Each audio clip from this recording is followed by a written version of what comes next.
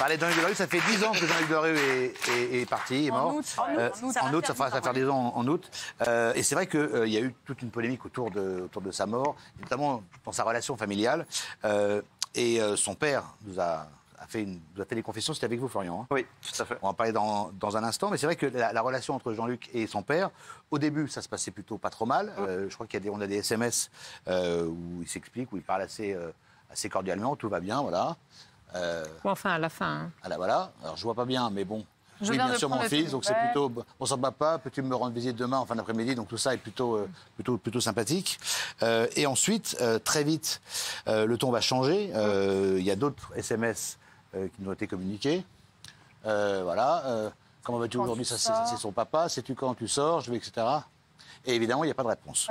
Et puis, après, ça devient beaucoup plus compliqué, à tel point qu'il y a une de gala, Jean-Luc Delarue, pourquoi il détestait ses parents. Ça, c'est un peu la conclusion de toute cette affaire.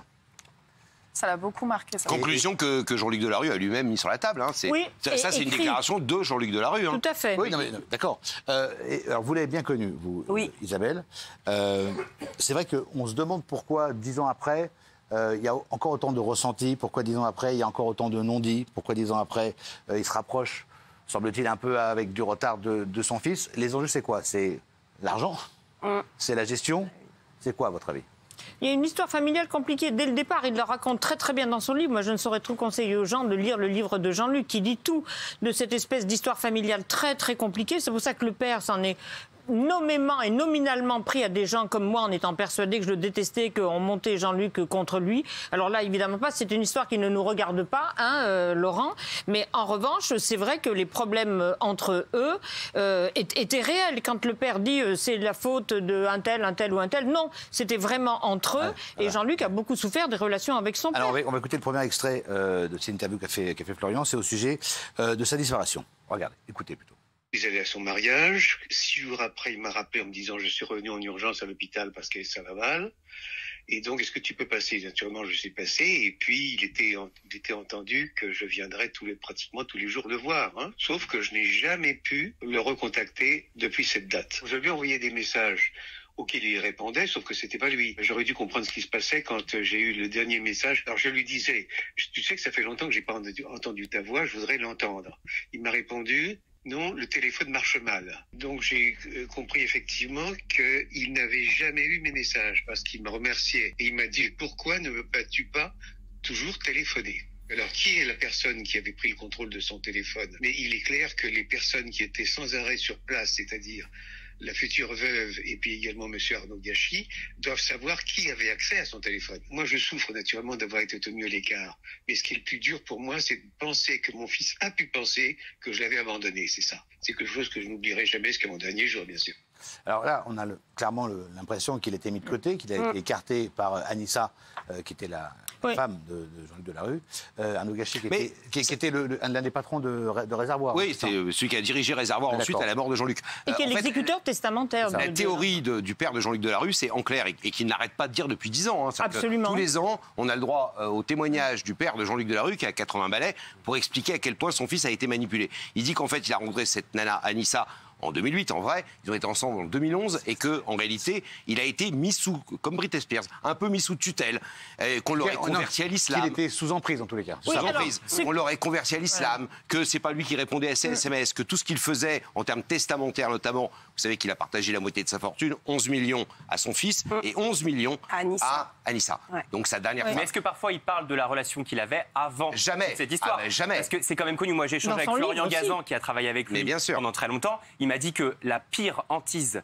de Jean-Luc Delarue, c'était qu'on l'appelle Jean-Claude. C'est-à-dire que quand quelqu'un faisait cette erreur-là et l'appelait Jean-Claude, il pétait littéralement un câble. C'est ce qu'il veut bien éviter. Et ça depuis le début. Donc ce qui veut bien dire qu'il avait un réel problème avec ses parents et son père. L'histoire familiale est compliquée dès le début. Là où je ne peux pas suivre, je comprends, ça c'est leur histoire. En revanche, là où je trouve le père profondément malhonnête, et je trouve, c'est que honnêtement, moi j'ai bien vu Anissa et j'ai bien vu Arnaud.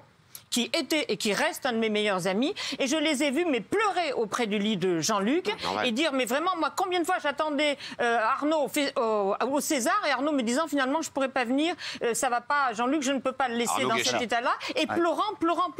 Donc quand l'autre dit il y avait abus de faiblesse, ils ont profité de lui. Moi j'affirme que c'est totalement faux. Et si Jean-Luc s'est sevré, s'il a mené son combat contre la drogue et tout, c'est parce que Anissa était là et que Anissa lui a dit moi je ne te veux pas dans ces conditions-là, je veux un homme qui reprend sa vie en main. Et si Anissa n'avait pas été là, Jean-Luc se serait jamais sorti de la drogue. Donc il avait qu'à l'aider le père 10 ans plus tôt à sortir. Ce qui est assez curieux, c'est que ça devait être fort cette relation parce qu'il n'a pas été ni informé ni invité pour les obsèques. Ça, selon lui. C'est ce qu'il dit. Selon lui. On va écouter l'extrait audio et on en parle avec Florian juste après. Je n'ai pas été informé de l'enterrement de mon fils. J'aurais dû l'être, bien sûr, et j'aurais dû avoir la possibilité de venir de lui dire adieu une dernière fois. Comment ça peut se faire, ça? C'est un enterrement qui a eu lieu dans un cimetière parisien de Thiers. Et ça s'est fait en catimini, sans que je sois informé. Il a fallu que des amis à moi fassent une véritable enquête quasi policière. Il a fallu que je fasse en sorte que des amis à moi viennent prendre des photos dans le cimetière de Thiers. Donc effectivement, je pense qu'à un moment ou à un autre, quelqu'un va parler, oui. Non, c'est selon lui, ça. Alors, Arnaud, c'est quand même... Florian, pardon. C'est quand même terrible d'en arriver à cette situation-là. C'est-à-dire que le pardon ne va même pas après le décès oui, parce que bon, alors là, il y a Isabelle, Laurent, des gens qui ont connu Jean-Luc Delarue, qui ont peut-être un regard différent sur la question. Moi, Jean-Claude Delarue, je l'interviewe depuis une dizaine d'années, depuis la disparition de Jean-Luc. Il y a quand même une chose, c'est que lui, il ne réclame pas d'argent. Donc c'est quand même un point qu'il faut souligner. Et lui, la seule chose qu'il réclame aujourd'hui, en fait, il réclame rien. Il veut juste souligner le fait qu'on l'a écarté de son fils à un moment crucial de sa vie. Et quelles que soient les difficultés qu'il ait eues, je pense, avec son fils, on a tous, à un moment de notre vie, des problèmes avec nos parents plus ou moins graves.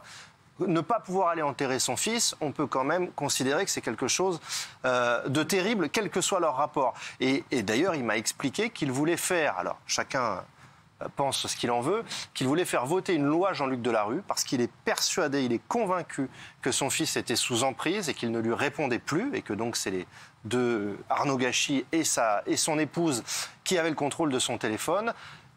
Il apparaît d'ailleurs assez... C'est vrai qu'on peut se poser la question d'un mariage qui a lieu au mois de mai alors que Jean-Luc Delarue, on l'a vu sur des images à l'époque, était particulièrement affaibli.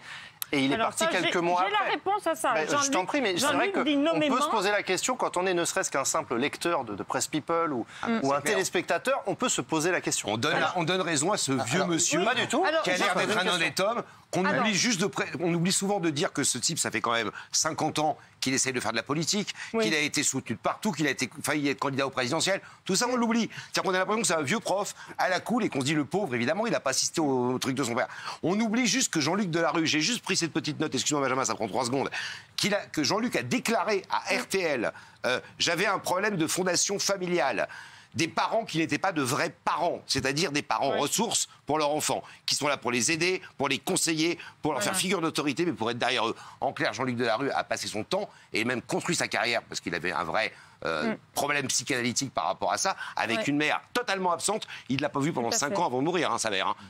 Et un père avec qui il avait le pire rapport du monde et qui ne voyait jamais. Donc à un moment donné, 10 ans après sa mort, qu'il soit encore en train de jouer les parents un peu effarouchés, je trouve ça un peu... Mais alors pourquoi il ferait ça selon toi? Quel est son intérêt? Alors parce qu'il faut se poser les vraies bonnes questions.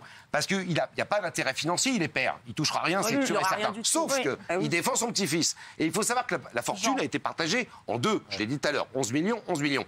Or, quand tu as une filiation, tu payes beaucoup plus de droits de succession. C'est-à-dire qu'en réalité, aujourd'hui, Anissa va toucher plus d'argent au final, a touché plus d'argent. Elle est partie en Suisse, je crois, non? Que le petit garçon en question, Jean. Le petit, il a payé pratiquement. Le petit, il a payé pratiquement 5 millions d'impôts. C'est juste. Mais comme tout le monde. Non, mais d'accord.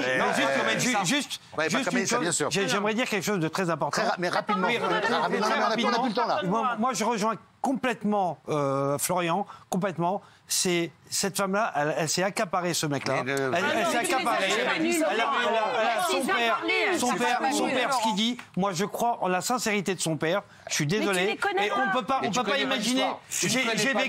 J'ai vécu une histoire similaire à ça. Et je peux vous dire. On ne peut pas se mettre à leur place. Sur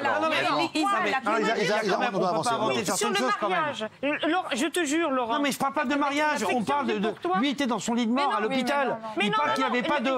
Laurent, Isabelle. Il n'a pas été informé, franchement, ça se discute. Mais sur le mariage. Moi, je parle de ça. Sur le mariage, pourquoi il l'a épousée en Pour la protéger, parce qu'il savait qu'il était condamné. Et parce qu'il savait qu'il allait disparaître bientôt. Et comme il a dit, c'est l'année la plus heureuse de ma vie. Il s'est marié en mai. J'avais tout contre moi, c'est la plus heureuse de ma vie, mais je voulais absolument protéger Anissa. Merci beaucoup. On arrête ce sujet. Merci beaucoup. Et on espère que tout ça va s'arranger. Moi, je pense surtout aux petits garçons.